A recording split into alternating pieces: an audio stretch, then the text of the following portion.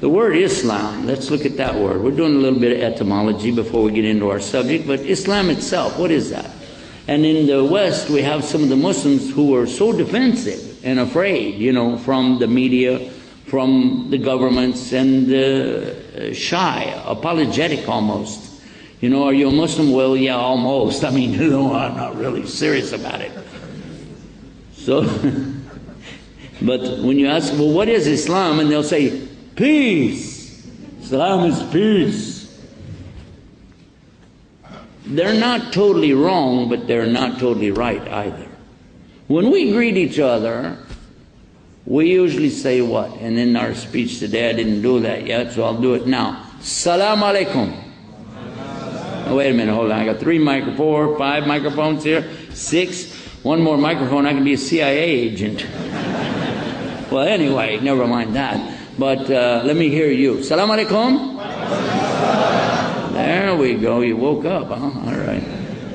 Now, we did not say Islam alaikum, did we? So Islam doesn't mean peace, does it? Salam is peace. There is the word peace within the root from where this comes. Islam is the noun. It comes from the verb, aslama.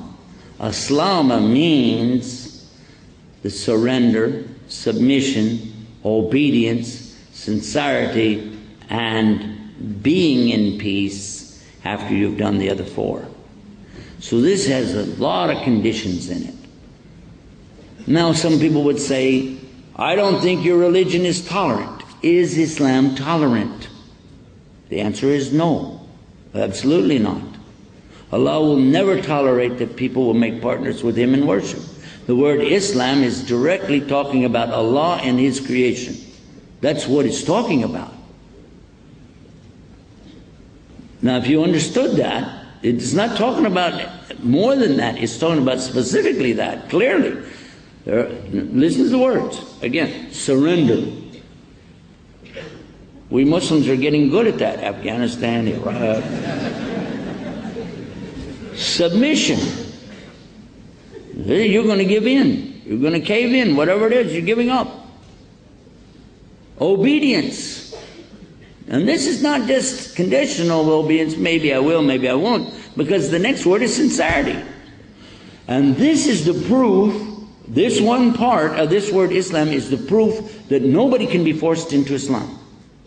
Nobody can be forced in conversion. Islam can't be spread with a sword, and it can't be spread with a tank or a machine gun, because it requires sincerity, and you can never force people to be sincere.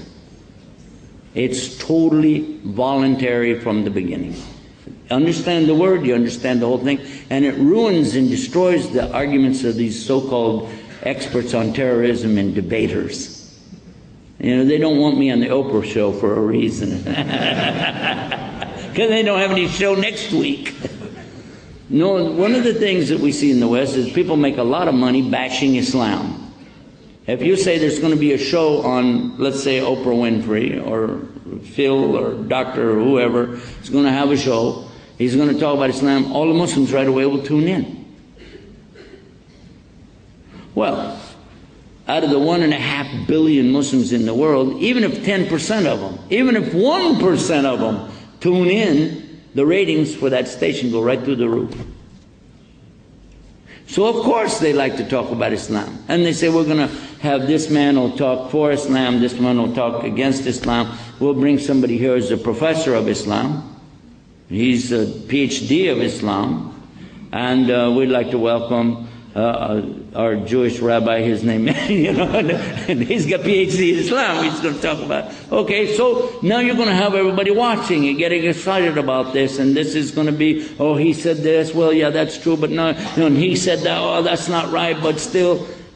And the whole idea is not the outcome of this. The idea behind the promoters is to get you to watch a show and buy the products, and that's what they want. If you watch the show, the advertisers will give them more money for the next show. It's as simple as that. That's how it works.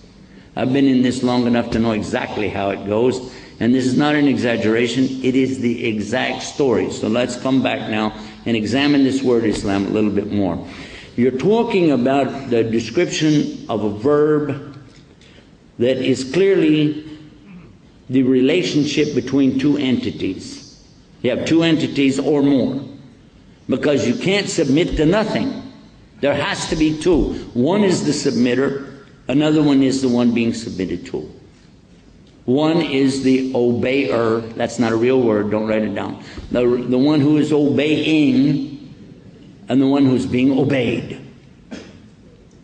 And we begin to understand now that this must be the ultimate one to obey, because of the structure of this word. It means Almighty God.